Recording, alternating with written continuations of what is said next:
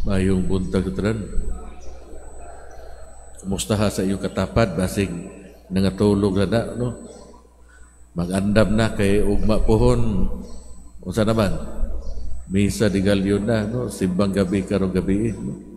Naay nagunghong nako gay nadto sa entrance nga natapos ang kalihukan sa panagtagbo Bicarit Youth. Karon asa mga batan-on pataas kuno sa kamot. Uy, wala na energy. Pataas sa kamot, mga batanon. Sige, palakpakan na ito, mga batanon sa Vicariat.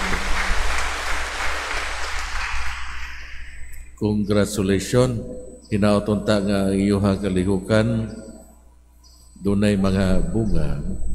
Inigbalik niyo sa tagsa-tagsa ka parokya. No?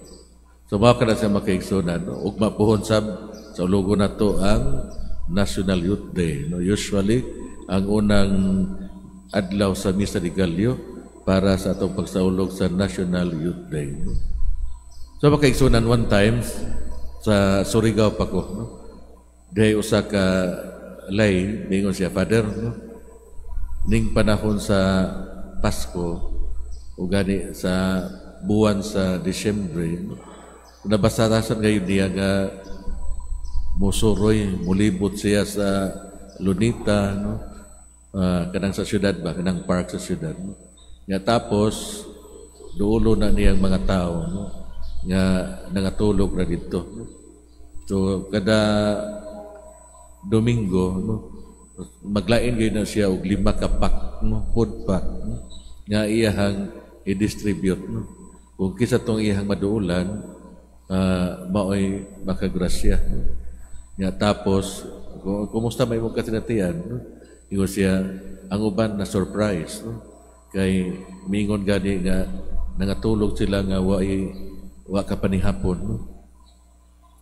Nangatulog sila nga tibok adlaw nagkutoy ang ilang tiyan, no? Nga nagpasalamat sila. Nga mingon siya nga gihimo na ako ni siya Padre tungod kay mao kini ang ako ang pamaagi sa ako ang pasalamat sa Ginoo, no? Sa tibok tuig sa daghang grasya nga iyahang gihatag sa akuan. Siguro makaigsunan simple o yano lang nga buhat, pero kung kinasing-kasing nato kini sa gihimo, daghan usab ang ma-surprise, ug daghan usab ang mga lipay, ug daghan usab ang magsadya. So karong Domingo ha, ikatulong Domingo sa Adbiento, gitawag nato Gaudete Sunday o Rejoice Sunday. Domingo sa kasadya, Domingo sa kalipay, no? Ug mao kana gidakutan nato ang ikatulong kandila sa ato ang Advent Wreath, sa ato ang padayon nga pagpangandam sa pag-abot sa ato ang manunubos sa atong pagsaulog sa Pasko. So usa ka tema makaigsunan karong Domingo ha, mao ang kasadya ug kalipay. Maglipay kita kay haduol na ang Pasko sa pagkatao sa atong manunubos. Malaumon o maglipay kita sa iyang ikaduhang pagbalik. Sa itong unang pagbasa sa basahon ni Propeta Sophonias, nagkanayon, awit o kusog o katawhan sa Sion, singgit o Israel, paglipay o pagmaya, pag-ayo o Jerusalem, dili na kamo silutan sa Ginoo, giabog na niya ang inyong mga kaaway. Maglipay o magsadya kay ang Ginoo sa kasaysayan, manggiluyon o mahigugmaon. Siya kanunay nagauban kanato, bisan pa man sa atong pagkadili takos sa iyang gugma o kaluoy. Sa atong ikaduhang pagbasa sa sulat ni San Pablo, ngadto sa taga Pilipos, nagkanayon, paglipay kamo kanunay diha sa Ginoo, ipakita sa tanan ang malumong kinaiya, hapit na mubalik ang Ginoo, magampo, magpasalamat ngadto kaniya. So kita maglipay tungod kay ang Ginoo matinud-anon sa iyang mga saad. Kita ipadala niya ang atong maunubos nga magluwas kanato gikan sa kaulipnan sa sala. Gunubo niya ang sala ug kamatayon aron ang tawo mahiusa pagbalik ngadto samahan ug makabaton og kinabuhing dayon.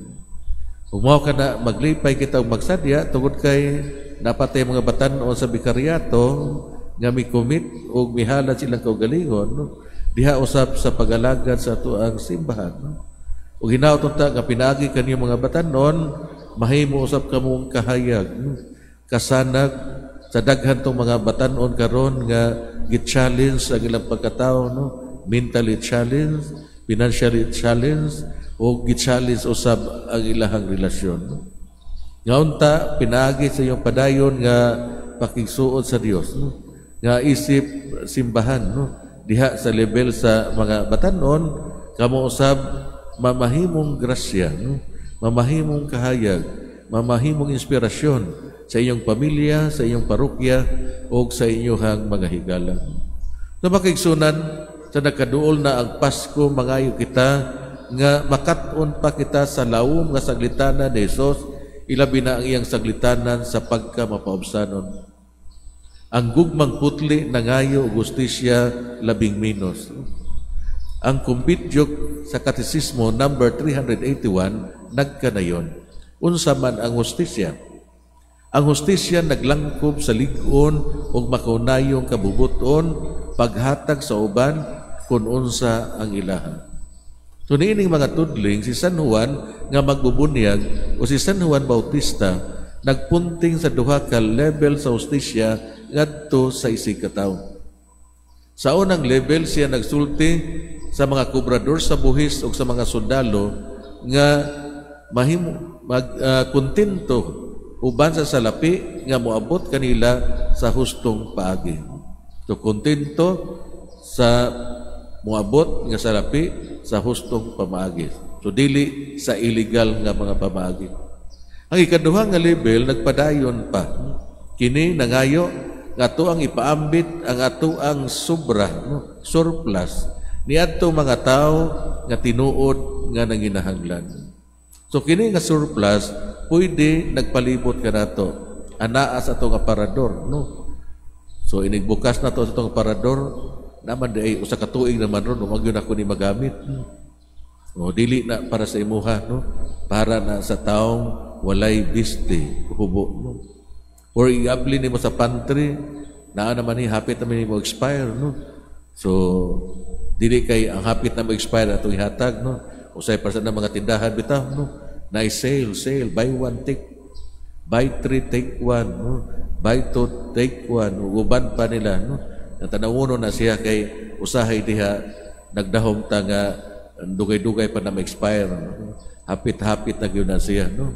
Nga ang dimalas ra ba nya karon ipalit mo sa sunod semana sponsor mo sa misa, no? Nya inyong ihalad sa misa, no? Inigdawat sa simbahan expired na, no? So mao na angay natong bantayan, no? Inyo pa yung nangayawat mo ya tapos gitikasan pag yun ninyo ang Ginoo, no? Nya kung makakaon ang pari ug madri ana ug ubang mga staff sa parokya nawan no? So ingon ana makaigsunan, no? So inaton ta klaro para kanato, no? Di man siguro surplus, no? Kun dili katong gipaambit na hugay ng istorya, no? Nga sa matag nga buwan sa Disyembre gipangandaman gyud na niya, no? Nga kada weekend sa Disyembre makahatag siya 5 ka food pack para sa mga taong kabos sa mga nanginhanglan, no? Nga naa sa mga asiras, naa sa park nga nagpuyo, no? So makaigsunan ang pangutana, unsa may akong ipaambit ngadto sa mga kabos, no? Bisan sa itong mga batan-o nga niya karon dinhi, no? Ana amoy panahon, no? Unsa may ipaambit ninyo ngadto sa mga kabos. So ang tanang klase sa katawhan miduol kang Juan nga magbubunyag og nangayo og tambag. Gusto nila nga maginulsol sila usab ang kauban nato karong adlaw. Siguro sila ang nahisalaag nga mga Katoliko, sila ang mga Hudiyo, sila ang mga kaigsuonan nato gikan sa other denomination, mga Muslim o mga tao nga wala motuo sa Ginoo. Sila nangita og kahulugan sa ilang kinabuhi, silang tanan naka-realize niini pangitaa si Kristo kinsa tibuok nagpadayag sa tao sa iyang kaugalingon. Andam ba akong mupaambit ning maong sekreto ngadto sa uban? Aduna ba'y mga luna sa ato kaugalingon nga diin naulaw ako nga moistorya mahitungod sa atong pagtuo o mahitungod sa atong relihiyon, no? Diha sa panahon nga nangaon ta sa usa ka restaurant o diha sa atong makaubanan sa opisina o diha sa mall sa panahon nga nag-window shopping ta, makaigsunan si Juan nga magbubunyag dili i-appeal sa bisan kinsa, dili ba? So pinaagi sa pagtawag alang sa gugmang putli o gustisya, si Juan gusto niya andamon ang mga tao para sa pag-abot sa Mesiyas. Kung walay kasing-kasing nga abli para sa uban, dili sila makadawat sa lig-on nga mensahe ni Kristo.